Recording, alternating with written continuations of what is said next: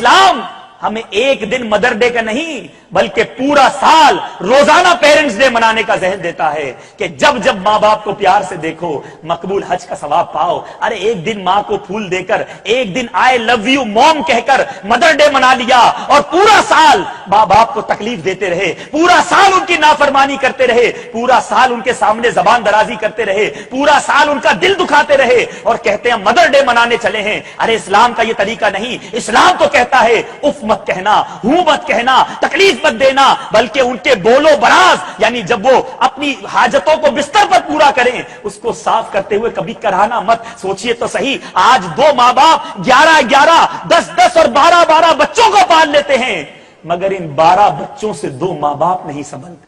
آج ماں باپ کو اولڈ ہاؤس میں ڈالا جا رہا ہے. پہلے ہم سنتے تھے کہ یورپین کنٹریز میں، امریکہ وغیرہ میں اولڈ ہاؤس بنے ہوئے ہیں، مگر معذرت کے ساتھ آج آپ کے ملک کے اندر اولڈ ہاؤس بن چکے ہیں. بچے اپنے بوڑھے ماں باپ کو ان اولڈ ہاؤسز میں ڈال دیتے ہیں. وہاں جو لوگ کام کرتے ہیں وہ بتاتے ہیں کہ ہمارے پاس بیٹا آتا ہے اور آ کر جو آرگنائزر ہوتے ہیں اس اولڈ ہاؤس کے، اس سے کہتے ہیں کہ یہ عورت ہمیں روڈ سے ملی تھی، اس کو آپ داخل کر لیجئے. ایک بوڑھی ماں سے پوچھا کہ آپ یہاں کیسے آ گئی، تو وہ کہتی ہے کہ میرا بیٹا جو ہے وہ کہتا ہے ہمارے گھر میں جگہ نہیں. ہائے ہائے، ارے تف ہے اس اولاد پر کہ جس کے پاس ماں باپ کے لیے جگہ نہیں.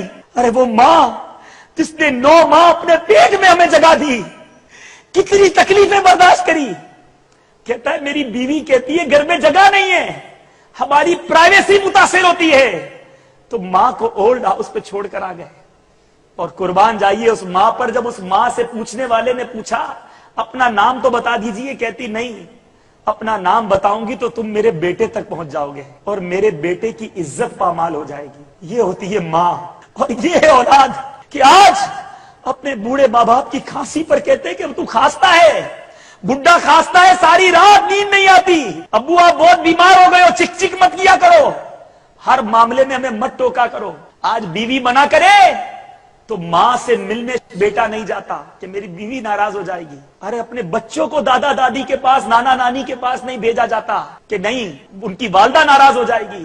آج اپنی ماں کو بیوی سے نیچے کر دیا ہم نے. اسی ماں نے تو ہماری سحرے کے ارمان دیکھے تھے، اسی ماں نے تو راتیں جاگ جاگ کر ہمارے لیے دعائیں کی تھی، اور آج ہم یہ صلہ دے رہے ہیں، ان کو اپنے گھروں سے نکالا دے رہے ہیں.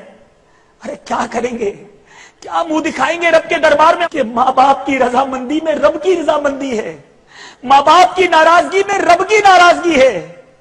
ارے یہ ماں دعا دے تو کیا کچھ نصیب نہیں ہو جاتا. آج ماں باپ ڈرتے ہیں کہ بیٹے سے بات کروں گا تو میرے سامنے چیخنا شروع ہو جائے گا، اس سے کیا بات کروں، تھوڑا سمجھاتا ہوں تو جھاڑنا شروع کر دیتا ہے. ارے ابو آپ کو نہیں پتا آج کل کے معاملات، آپ بیکورڈ آدمی ہو، آپ سے کیا بات کروں، آپ کو تو کوئی معلومات نہیں ہے، بات کرنے کا طریقہ نہیں ہے. ارے بولنا جس نے سکھایا اس سے اس طرح بات کی جاتی ہے. تو ماں ڈرتی ہے اپنی بیٹی سے کہ میں اس کے سامنے زبان اٹھاؤں گی، کچھ سمجھاؤں گی تو مجھے ڈانٹنا شروع کر دے گی. تو پھر اس اولاد پر کہ جس کے ماں باپ اس سے ڈرتے ہوں.